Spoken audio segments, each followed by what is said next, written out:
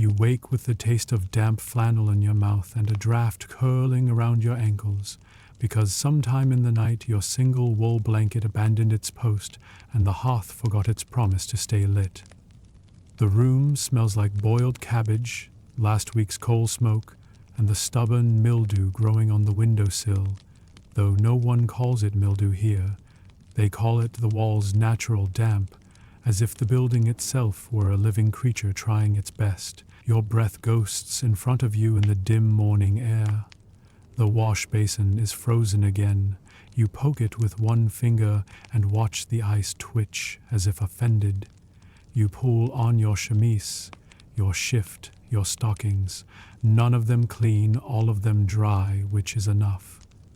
Your boots are stiff from yesterday's puddle. You do not complain. Complaining uses breath, and breath makes fog, and fog feels like failure. You step down the narrow stairs into the kitchen, where someone has spilled something that might be soup or might be water used to rinse socks. The floorboards creak beneath your feet like old men who want to be asked about their injuries. You pass the coal scuttle. Empty, of course it is. You'll beg or barter for more later, maybe. For now, you open the window to let in fresh air, which smells of soot, horse dung, and something floral that might be from a neighbor's handkerchief or a crushed violet beneath a boot. One curious theory says Victorians carried smelling salts to combat faintness. Another says they just couldn't bear the stench of their own streets. You close the window before it can judge you. Your sister is brushing her teeth with a rag dipped in ash and salt, muttering under her breath like she's warding off demons or gingivitis. You nod at her. She spits into the fire. You're not sure that's hygienic, but it's warm, so who cares? You pass the chamber pot. It stares at you. You pretend not to see it. You walk toward the back room where the wash tub waits, half hell from yesterday, gray as a memory you'd rather forget. You dip one hand in, the water bites. You whisper a curse your mother would have scrubbed from your tongue with lye. You strip to your shift, lower yourself slowly, and let your body remember that cleanliness here isn't a virtue, it's a war. And just as the cold climbs your spine like a debt collector with sharp fingernails, someone knocks at the door. You hold still, you wait, you breathe. The water doesn't get warmer, but the day has begun. So, before you get comfortable, take a moment to like the video and subscribe. But only if you genuinely enjoy what I do here. Leave a comment with your location and what time it is where you are. I love seeing where you're all tuning in from. Now dim the lights. You rise from the tub not because you're clean, but because you're numb. And numbness is as close to purity as most people here will ever feel. The cloth you use to dry yourself is stiff and smells faintly of last week's rain and someone else's skin. You pretend it's yours. Everything in this house has been shared so many times that ownership has become less of a fact and more of a rumor. Your skin prickles as you dress, layer by reluctant layer, each thread clinging like it remembers warmer days. The corset comes last, rigid, wheezing, part undergarment, part prison sentence, and you pull the laces tight enough to impress but not tight enough to faint. You'll save the swooning for Sunday. You catch your reflection in the blackened mirror near the door. Your face is pale, not with elegance, but with soap made from bones and disappointment. Your lips are chapped. Your hair, though braided the night before, frays at the temples like your patience. One curious theory says Victorian women used lead and vinegar to lighten their complexions. Another says they simply avoided the sun, the wind, and the truth. You wrap a shawl around your shoulders, breathe through your nose, and regret it. Outside, the street is stirring, boots striking cobblestones, cartwheels shrieking, a baby crying like it's seen the century and decided against it. You step into the air, which tastes like coal, grease, and penny loaves gone wrong. A man passes you muttering about rain, though the sky is clear. You nod in agreement. It doesn't matter what he said. It never does. You head toward the pump at the end of the alley, your bucket swinging like it's judging your posture. The queue is long, mostly women, all tired, all armed with the exact same look. The one that says, "I've survived worse," like your cousin's wedding or last Thursday's mutton. The woman ahead of you has a sore on her lip. She doesn't cover it. You don't look.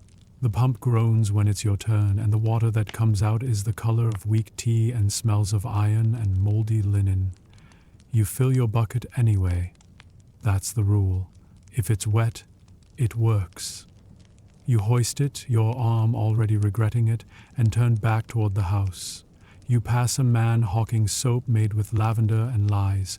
He winks at you. You do not return the gesture. You are too tired for lavender. And as you round the corner toward your front door, the smell hits you. Sour milk, yesterday's fish, and something floral trying very hard to pretend it belongs. You pause, you breathe, and you enter. Because this is hygiene in the Victorian age. A battle fought in inches with basins, powders, and dignity, held together by starch and will. You step inside and the door closes behind you with the softness of a sigh that's given up.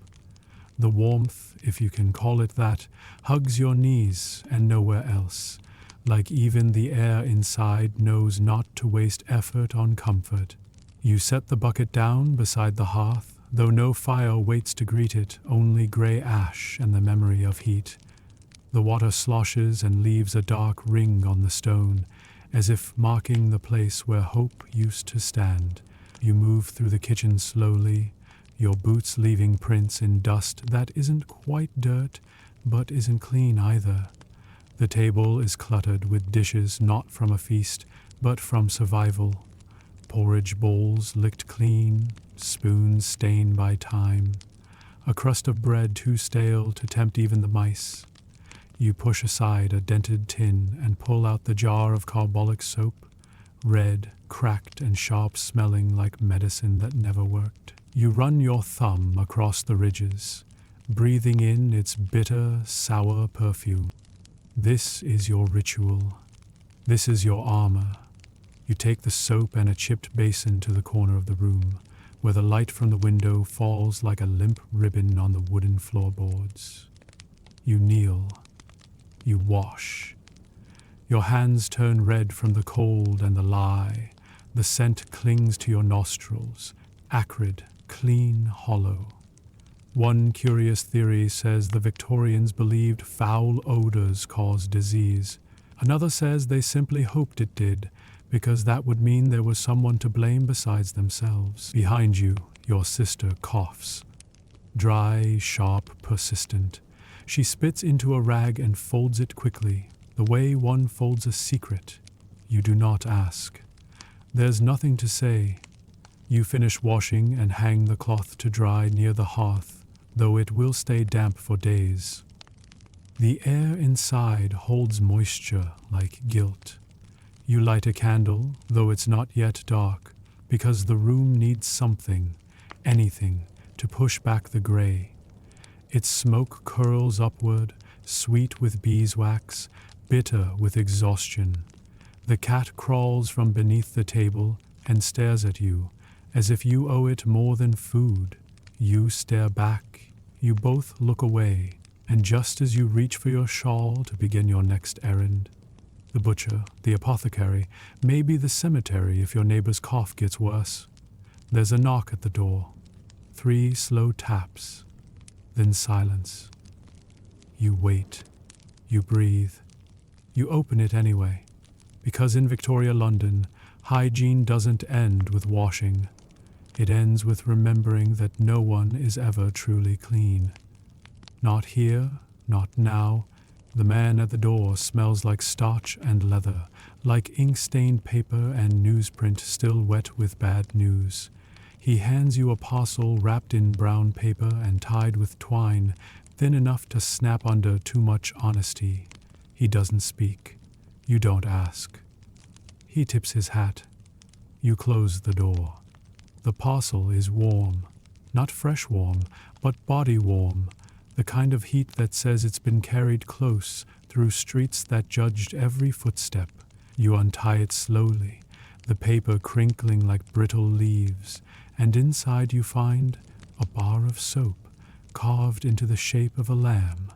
The smell punches you first, rose oil and lard, with a finish of perfume meant to cover fear. You almost laugh. You almost cry. Instead, you walk it to the wash basin and place it beside the old red block, like a guest who doesn't yet know they're unwelcome. Behind you, your sister clears her throat again. You pretend you don't hear. The room is dim now, the light slanting in like a reprimand. You wipe your hands on a towel that hasn't been cleaned since Tuesday. The air tastes like iron and boiled potatoes, and the second day of mourning. You step outside again, because that's what you do. Step in, step out, breathe, repeat. The street feels tighter, like the bricks are swelling inward. You head toward the laundress, clutching a bundle of linens wrapped in yesterday's newspaper. One curious theory says Victorians wash their clothes once every 10 days. Another says they simply aired them out and hoped for mercy. The laundress's yard smells like soap, steam, and sins confessed too loudly. You hand her the bundle. She nods. Her hands are red and raw. Yours almost match. She says nothing. You say nothing. You turn to go and nearly trip over a boy dumping out a slop bucket into the gutter. The smell rises like vengeance. You do not curse. You've used all your curses on colder mornings. You walk back with the wind in your face and coal smoke in your eyes. You pass a man scrubbing his front step with lye and a broken brush. His knuckles are bleeding. He whistles anyway. You want to ask him why? Instead you nod. He nods.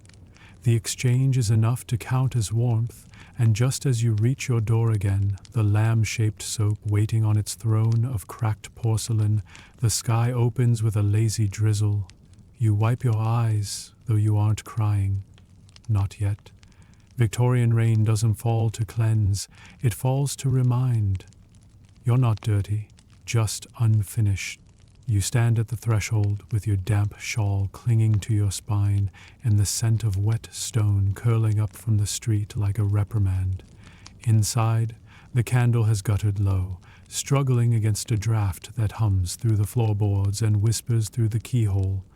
You step over the cat, now curled on its side, one paw twitching in a dream it will never tell you. The soap sits motionless beside the basin, regal and absurd, like a small idol made of false hope and animal fat. You sit down at the kitchen stool. It wobbles just slightly. Everything does now. Your hands are pink from the wind and the lye. You flex them. They do not thank you. Your sister is boiling water in a kettle patched with solder and optimism. The steam rises in coils and wets the window, blurring the view of the alley beyond. Soot, puddles, a neighbor wringing out a rag as if she's trying to erase the day. You sip tea without taste. The cup is chipped. The warmth is enough. The room smells of chamomile, coal dust, and damp stockings hung too close to the fire. One curious theory says Victorians believed cleanliness was next to godliness. Another says they only believed that about other people. You stand again. You gather a brush, a comb, a small tin of violet pomade with more dust than perfume left in it. You coax your hair into civility. It resists. The bristles scrape your scalp with the dull rhythm of a metronome kept by disappointment. A strand falls. You tuck it behind your ear. It escapes. You let it. Outside a bell rings, dull, distant, the kind that doesn't mark time so much as mourn it. The cat yawns, the kettle hisses. You rinse your face in the basin and pat it dry with cloth that smells like old bread and lavender sachets that have long since given up. The water is still cold, it always will be. You step back into your boots and wrap your shawl tighter. There's a visit to make, A sick neighbor, or a widow with laundry, or an errand for someone who never leaves their flat. It doesn't matter. The street awaits like it always does, indifferent, heavy, and already forgetting who last passed by. You open the door. The air greets you like an old injury, and just as you take the first step forward, the lamb-shaped soap cracks in the basin behind you. No one hears it. No one ever does. You don't look back. You rarely do. The door clicks behind you like a soft warning, and the street presses itself against your skin once again. Thin rain, sour smoke, footsteps blurred in puddles. The cobblestones shine like teeth, each one slick with something you'd rather not name. Your breath fogs in front of you, barely visible, barely worth the heat it took to make. You pass a ragman humming to himself, dragging a cart full of torn garments and peeled wallpaper, things once clean, now condemned. He nods at you like you're part of the scenery, like your boots and shawl and the way your hair is pinned says more about your place in the world than any name ever could. You pass a woman scrubbing her stoop with vinegar and spit. The brush is more bone than bristle. Her children watch from the window, faces pressed to the glass, noses smudging history into fog. The alley narrows, the air thickens, you reach the widow's flat. She answers the door in slippers, her gray hair tucked beneath a lace cap gone yellow with time. She says nothing. You hand her the tin of salve you've brought, the one with a label no one can read anymore, but that everyone agrees smells like safety and turpentine. She thanks you with her eyes. You don't go inside. The smell of mildew and damp linens clings to the doorway like a warning. One curious theory says Victorian households boiled everything to cleanse it. Clothes, sheets, even spoons. Another says they boiled things so they wouldn't have to look too closely at what had grown on them. You turn back toward the street. The rain has stopped. For now. You walk past a public bathhouse where steam curls from a vent like a beckoning finger. You smell rosemary, maybe mint, or mold. It's hard to tell anymore. The cost to get in is half a week's bread. You walk on. Someone coughs behind you. You do not turn around. A cart of night soil rumbles past, wheels caked with more than mud. You step aside without thinking. Your feet know these streets like your lungs know the smell of boiled beef and cold iron. The sun, when it shows, stains the sky more than it lights it, and just as you near your street again, passing the bakery that smells more of fire than flour, you see it. A girl, no older than 7, scrubbing her palms raw at the pump, tears in her mouth, not her eyes. You pause. You don't speak. You don't help. You simply know. This is hygiene. This is survival. This is what it means to be clean when the world never is. You step past the girl without brushing her sleeve or her sorrow. It isn't cruelty. It's custom. In this world, comfort is not given casually. Your boots squelch faintly as you walk, the damp creeping through the stitching, warming slightly from the friction of movement and nothing else. You reach your door and pause, not out of hesitation but from habit.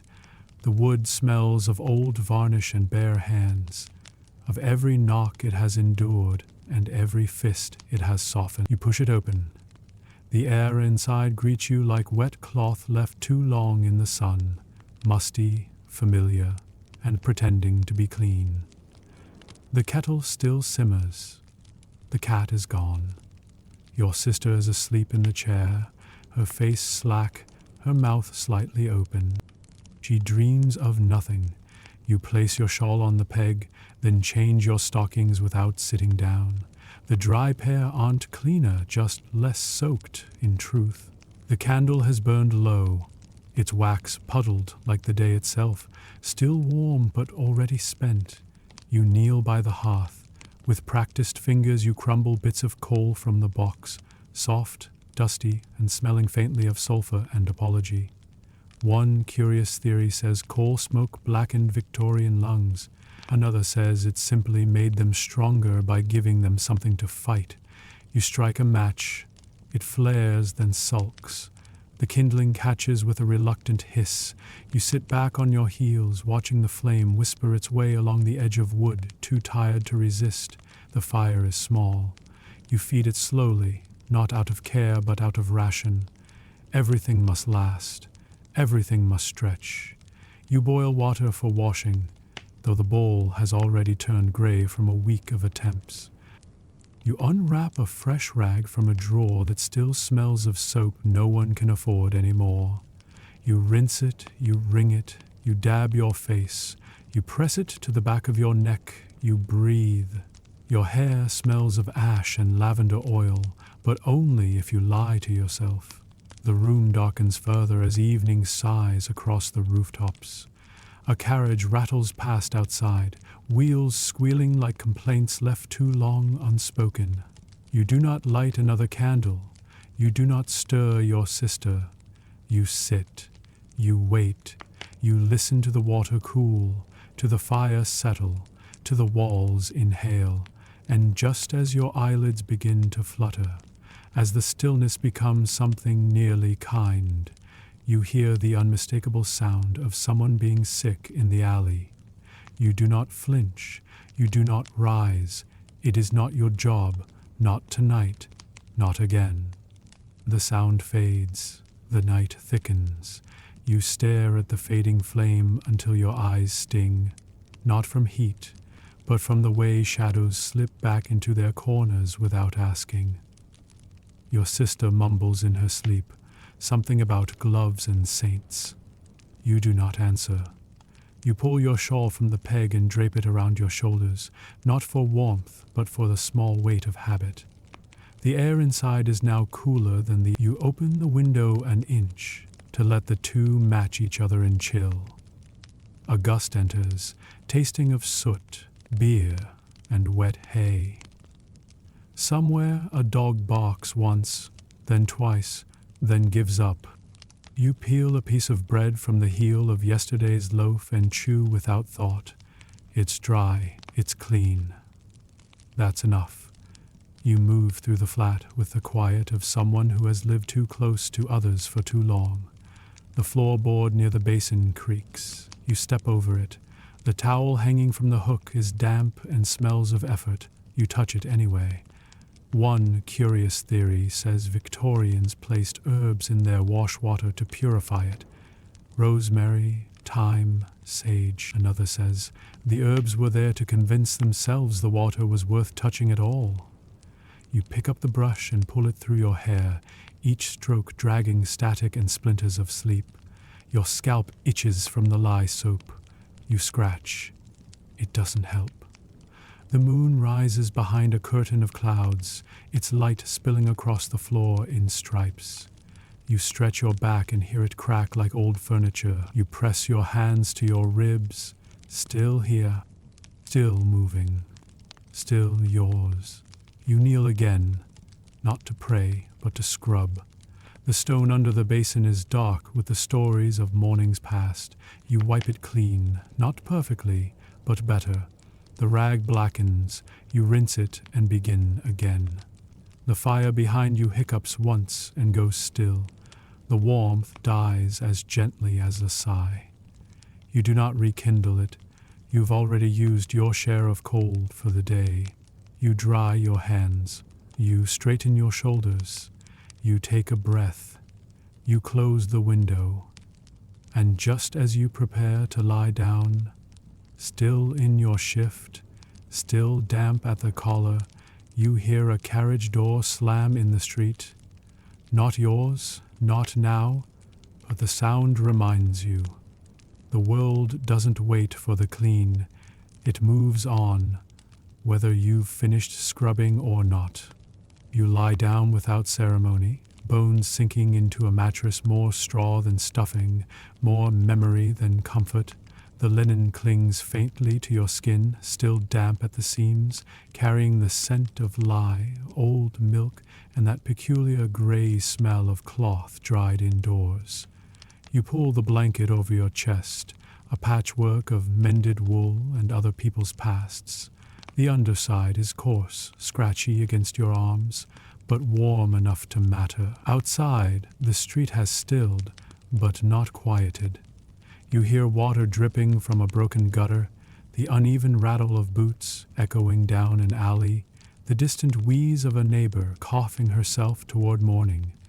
These are the sounds you sleep to now. Not lullabies, not peace, just the soft hum of discomfort being evenly distributed.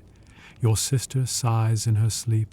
The cat has returned, pressing against the door like an unspoken thought. You don't get up. Let it learn patience. Your eyes close. The room breathes. You float briefly in that fragile space between wakefulness and surrender. One curious theory says the Victorians feared sleep because it resembled death too closely. Another says they feared waking even more. Your body twitches once, involuntarily. The muscle along your calf tightens, remembers the pump, the walk, the weight of the water. You settle it with a quiet breath. The blanket smells like soot, or safety. It's hard to tell in the dark. You imagine washing yourself in warm rose water, like the ladies in novels you're not allowed to borrow. You imagine a towel so soft it sighs when it touches skin. You imagine a room with a window that opens not to smoke and shouting, but to grass. These are not dreams. They are hygiene in disguise. You roll onto your side, tuck your hands beneath your chin, feel the cold cling to your toe, and just as your heartbeat begins to slow, as your breath deepens, as your body prepares to let go, there is a knock. 2. Soft, uncertain. You freeze. You wait. The night does not. The knock doesn't come again. It floats there, unfinished, like a sentence left open at the end. You stare at the ceiling, which in the dark becomes less a surface and more a low sky. An expanse of beams and soot and silence. Your breath curls in your throat. Not fear, not quite, just the weary knowledge that knocks at this hour don't mean flowers. You sit up, blanket slipping to your lap, and feel the coolness press against your spine like a reprimand. You cross the room on bare feet, each step whispering against the wooden floor. The candle has died. You don't relight it. The door creaks open with the sound of sleep being interrupted too many times. No one stands there. Just the mist, soft and weightless, curling like the hem of a ghost's gown. You look down. A bundle rests on the threshold, wrapped in oilcloth, tied with string. You bring it inside. It's heavier than it should be. You unwrap it carefully, hands trembling, more from familiarity than surprise. Inside, a jar of ointment, a cloth of uncertain age, and a note written in a hand you haven't seen since summer. You don't read it yet. You sit down. The cloth smells of camphor and rosemary the way old churches do, the way some wounds never fully dry. The ointment is pale, thick, glistening slightly. You uncap it. The scent is sharp. Vinegar, tallow, thyme. Your sister stirs behind you. You hear her shift, cough once, then settle. One curious theory says Victorian doctors believed illness clung to surfaces like dew on iron railings. Another says the only thing that truly clung was fear. You stand, slowly. The ointment warms in your hand. You cross to your sister's bed and dab the cloth along her brow. She does not wake. Her breath evens, deepens. You tuck the blanket higher over her shoulder and return to your mattress. You do not wash your hands, not tonight. The ointment leaves a sheen on your fingertips, faintly sticky, faintly sweet. You lie back down. The cat leaps onto your legs and kneads your thigh with tiny indifferent claws. You wince. You smile. The street outside sighs again. A wagon passes, its wheels groaning with the weight of something someone had to carry far too long, and just as your eyes begin to close, the bundle's note flutters to the floor. You do not reach for it, not yet. Some truths are best read in the morning.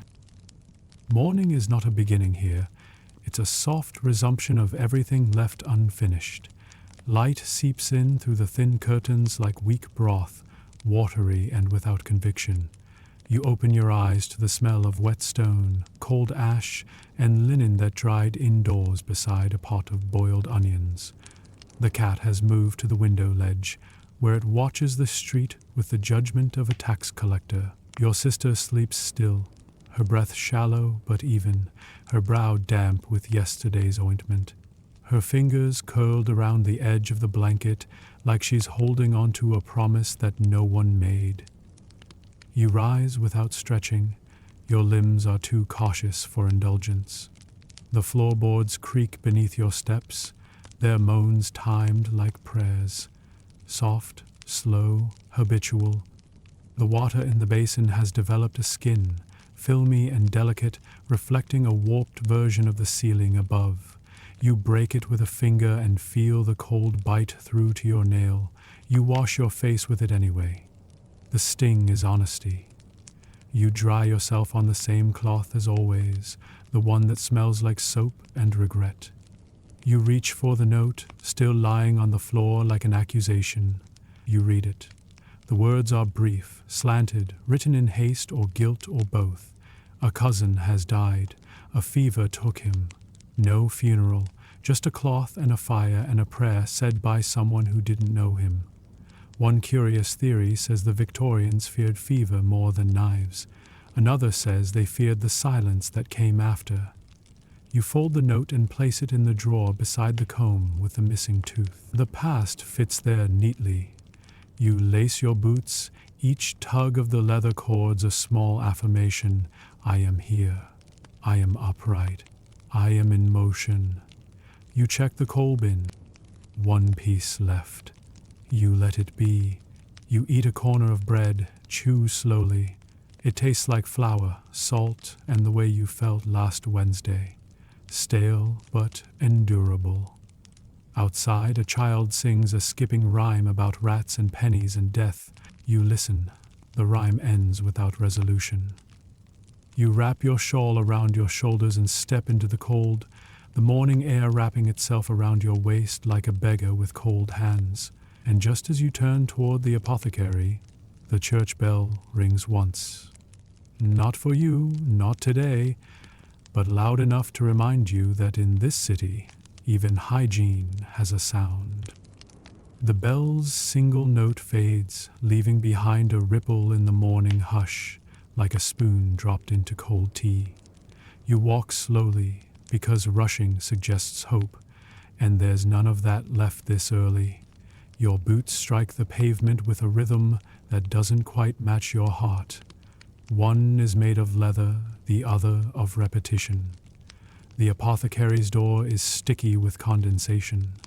You push it open and step into a room that smells of camphor, lemon peel, and something floral gone sour. Jars line the walls, their contents inscrutable. Roots, powders, leeches, preserved questions. The man behind the counter doesn't look up. He's counting licorice pellets like they matter. You clear your throat. He still doesn't look up. You ask for eucalyptus. He grunts. A jar clinks. The parcel he gives you is wrapped in waxed paper that sighs when folded. You pay with coins warmed by your palm and wonder if they'll hold the shape of your skin. One curious theory says Victorians believed certain herbs could cleanse the lungs. Another says they only needed the belief, not the cure. You leave the shop and nearly collide with a man carrying a sack of potatoes in shame. He apologizes. You nod. Words are too clean for this hour. You pass a woman beating a rug on a line strung between two windows. The dust billows like memory. You catch a mouthful. It tastes like wool and ash, and last month's arguments. The sky is neither grey nor blue, it is that particular London shade of resignation. You turn the corner toward home and smell fish from a stall that hasn't sold anything worth eating since Easter. A boy stirs a bucket with a stick. You don't ask why. At your door the knob sticks slightly and your fingers leave a smudge on the brass. Dirt, oil, or the faint trace of eucalyptus. You enter. The air is warmer now, slightly, or maybe you are colder, and the two have simply met in the middle. Your sister is awake, her lips pale, her smile lopsided like it slipped on its way out. You hand her the parcel. She opens it slowly. The smell lifts her face. She doesn't speak. She doesn't need to. You light a match, drop it into the basin. Let the steam rise as the herb releases its sharp menthol ghost into the room. She breathes it in. You breathe it in. The cat sneezes and leaves the room. And just as your sister closes her eyes again, her chest rising easier than before, you notice a crack in the wall near the window. Thin, branching, like a line drawn in haste. You touch it. It doesn't crumble. Not yet. The crack doesn't move, but it watches you. Like so much in this house, it's quiet, subtle, and growing. You lower your hand. You've no plaster, no money for mending, and no strength left for pretending it doesn't matter. Instead, you fetch the kettle and add more water to the basin. The eucalyptus lingers in the air now, sharp and medicinal, cutting through the usual blend of coal smoke, mildew, and slow decay. Your sister's eyes flutter open, pupils wide and glistening. She says your name, not as a question, not as a cry, just as a marker of place. You nod. She closes her eyes again. You brush her hair back with fingers that smell like mint and ash. Outside, a cart creaks past with a slowness that suggests loss. You hear a man call out a name and never get an answer. The window rattles slightly. You ignore it. There's washing to be done. You kneel beside the basin, dip the rag, and begin to scrub the collar of her dress. Delicate lace turned coarse with time, ringed with the memory of coughs and heat. The water grays as you wring it out again and again. The motion is soothing, like penance without the apology. One curious theory says the Victorians believed cleanliness could elevate your soul. Another says they only believed that about the wealthy. You hang the rag to dry, not expecting it ever will. The fire is out again. You don't relight it. The coal is gone, and the light from the window will have to do. You sip from a chipped cup. It tastes like yesterday's tea, and the underside of your tongue. You breathe. You wrap a blanket around your sister's legs, tuck in her feet, feel the bones beneath the wool like tiny stories trying to be forgotten. You look toward the note again, still folded, still there in the drawer, its contents already too old to change anything. The cat reappears and settles near your feet. You don't touch it. You don't move. You listen instead to the tick of the wall clock, to your sister's breath, to the stillness between, and just as your body begins to forget how to ache, you hear the sound of boots outside, measured, official, looking for someone too clean to be from here. You don't rise. You don't answer. You wait. Because in this world, sometimes, silence is the best form of hygiene. The boots pass. They always do. Even when they stop, even when they knock, they pass eventually. You exhale slowly and the room accepts it like an offering. Your sister stirs. You place another cloth on her forehead. The eucalyptus has faded now, replaced by something older, murkier. The slow return of the flat's usual perfume, damp stone, lye, breath. You pour a little water from the kettle into a basin. Barely you press your fingers into it. They wrinkle too quickly. You rinse another cloth. You clean the wooden table, the one you ate at, wept beside, scrubbed raw in January. Each groove in the grain holds stories you don't say aloud. One curious theory says Victorians believed filth came from the lower classes. Another says they believed it came from the soul. You wipe away the crumbs, invisible though they are. You rinse, you wipe again. The sound of cloth on wood is soft but firm, intentional, like you're rehearsing for a life that's more than maintenance.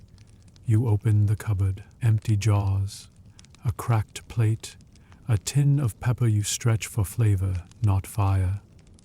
You sit, you listen to the flat, it creaks now. You know which plank is next. Your spine mirrors the wall behind you, and you rest your head against it, feeling its quiet chill. The cat yawns, revealing more teeth than you'd expect from something so small. You wonder if it dreams of something cleaner or just warmer. The light from the window has softened into that colorless hue that isn't quite gray or white or gold, just the absence of darkness. You close your eyes for a moment, only a moment. When you open them, the clock has moved. Not much, just enough. And just as you rise, thinking of how to stretch 2 potatoes into supper, you hear the rattle of the neighbor's washboard through the wall. It sounds like effort, like someone refusing to surrender to the dust. You stand. You press your palms against your skirt. You breathe. Because even now, even here, someone has to scrub what no one else will touch. You light a single candle, not for need, not yet, but for rhythm, for the way its glow shivers against the soot-smudged glass and turns the chipped plates into ghosts of themselves. The room hushes as if waiting for your next motion. You take the potatoes from the pantry shelf, soft, freckled, one beginning to sprout. You peel slowly with a dull knife, the skin coming off in ragged curls like strips of old wallpaper. The bowl below waits with the same patience everything in this flat has learned. You drop each curl in, listening to the slight, wet sound they make. It's almost comforting. Almost. The pot clunks onto the stove with a protest. You fill it with water that's colder than you are. You salt it. You wait. One curious theory says Victorian kitchens were the heart of the home. Another says they were just another place women vanished into. The fire is gone, but you strike a match anyway, because doing something is cleaner than doing nothing. The wick resists, then gives. A thread of flame winds upward, and with it the day inches toward closure. Your sister coughs again, softer this time. You look. She's asleep. Or deeper. You don't go to her. Not yet. You add a pinch of dried sage to the pot. You stir counterclockwise like your mother did, like hers before her. The air warms just slightly. The smell of boiling starch drifts through the room like a tired prayer. You taste a flake from your fingertip. It's bland. It's fine. The cat pads into the kitchen, glances at the fireless hearth, and lies down without grace. Its tail twitches. Yours would too if you had one. You place a bowl on the table, ladle in the potatoes, and set the spoon beside it. You won't eat until later. You rarely do. The sound of horse hooves clicks outside. Then nothing. A cart rolling towards someone else's evening, someone else's hunger. You wash your hands again, slowly. The basin water is gray. You don't change it. You dry your palms on the edge of your skirt. You lean against the doorway. You close your eyes. And just as the candle gutter flutters and the cat stretches out its legs with the boredom of survival, you whisper to no one, "Clean enough." Because here, in this quiet room, with the basin cloudy and the air thick with breath and broth, that's the closest you'll get. Clean enough, and finally you sleep.